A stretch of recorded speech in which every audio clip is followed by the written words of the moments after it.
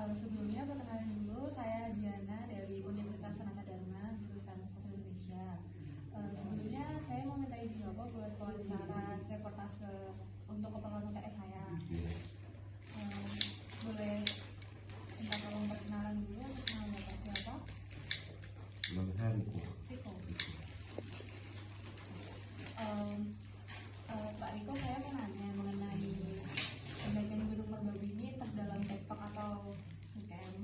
Kalau di peraturan Merbabu yang dari Bantul ini, kalau di tektok itu apakah ada aturan khusus untuk kapan harus naik dan kapan harus turun?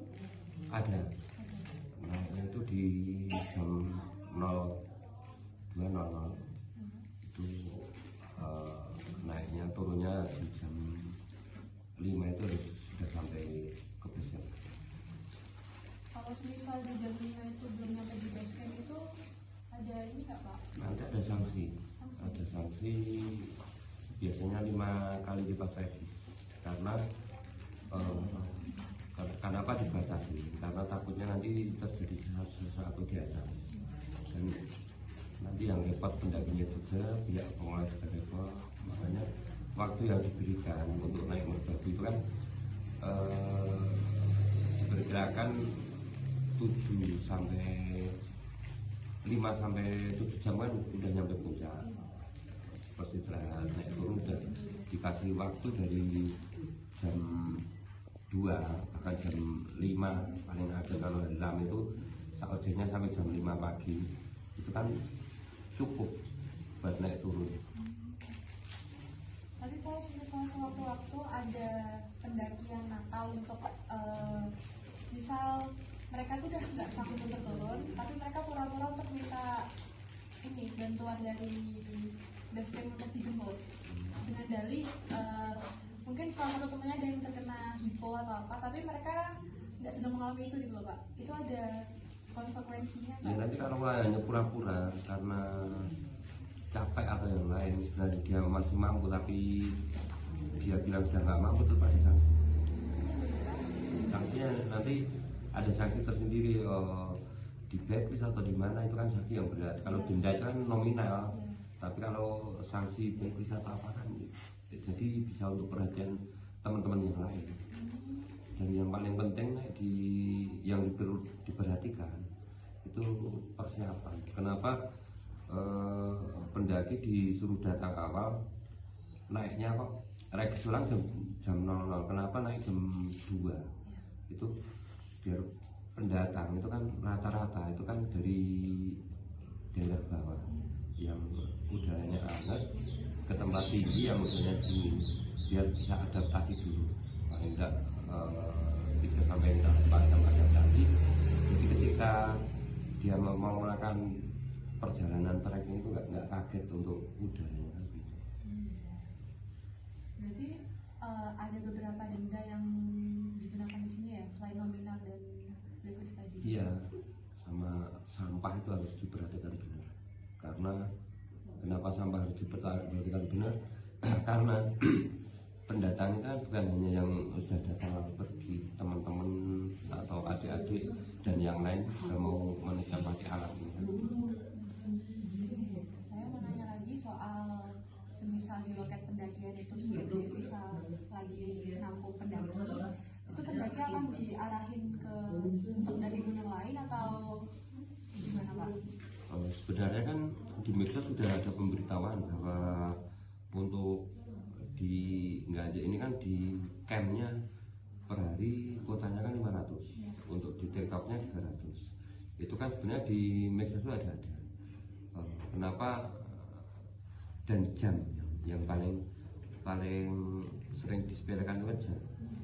Sudah dibilang jam sekian sampai jam sekian untuk revis, tapi datangnya terlambat, itu kan jadi masalah juga. Itu biasanya yang ditolak itu yang udah terlambat, atau kalau memang terlalu fisik, jangan dipaksakan ketika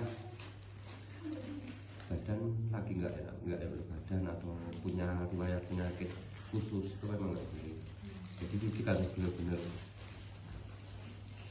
dijaga betul sebelum melakukan pendakian karena Merbabu ini kan tinggi, dan yang paling bikin capek itu kan bukit di atas bukit. Udah kelihatan bukit, itu kelihatan puncak, nanti ada bukit lagi, ada bukit lagi, kan banyak tipuan. Jadi benar-benar harus ekstra. Dan himbauan lagi, jangan sekali-sekali memaksakan. Ketika tujuan utama kita itu kan bukan puncak, tapi keselamatan, kekompakan kelompok kita harus jaga. Jadi sambil belajar bagaimana susahnya hidup di alam bebas sana. Selain itu di desa ini, lereng Merbabu ini ada mitigasi bencananya nggak untuk sewaktu-waktu? Ada. Kebetulan di sini itu ada beberapa relawan yang di desa itu ada yang namanya TSD, tim jaga desa untuk mitigasi, terus ada AGM untuk yang di Merbabu ini kan pengelolanya kan di AGM anak gunung Merbabu itu banyak banget. Kalau yang di sini ada yang ini persiapan untuk sewaktu-waktu Merapi ada gejolak lahar dingin, terus erupsi, itu teman-teman sini juga yang banyak yang ikut di komunitas lereng Merapi. Jadi memang persahabatan antar relawan itu terjadi. Termasuk penduduk yang sudah siap juga ya Pak ya? Udah ada pelatihan khusus, dan dari pengalaman 2010 waktu Merapi mengeluarkan terbesarnya kemarin. Berarti selain relawan yang udah jaga, penduduk juga udah dibekali cara gimana untuk mitigasi bencana dan sendirinya. Udah, dan kebetulan juga udah terpasang alat longsor, alarm longsor juga sudah ada. Jadi kesiapsiagaan karena kita hidup di gunung itu memang sudah ada persiapan. Yang terakhir saya mau nanya, karena beberapa tahun ini pendakian di gunung Indonesia itu ngalamin peningkatan, termasuk dari anak muda, itu kan berarti otomatis banyak pendaki datang ke desa lereng-lereng ya Pak ya, termasuk basecamp milik warga.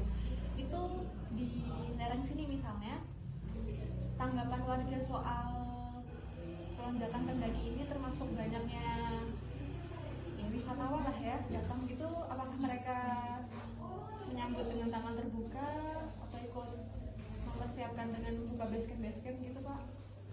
Kalau di sini tuh sudah kan, jadi terbuka karena yang jelas dengan adanya wisata Nganjuk ini, dibukanya jalur pendakian Nganjuk ini kan sudah mengurangi pengangguran pemuda itu sudah 90% kerja di wisata ini.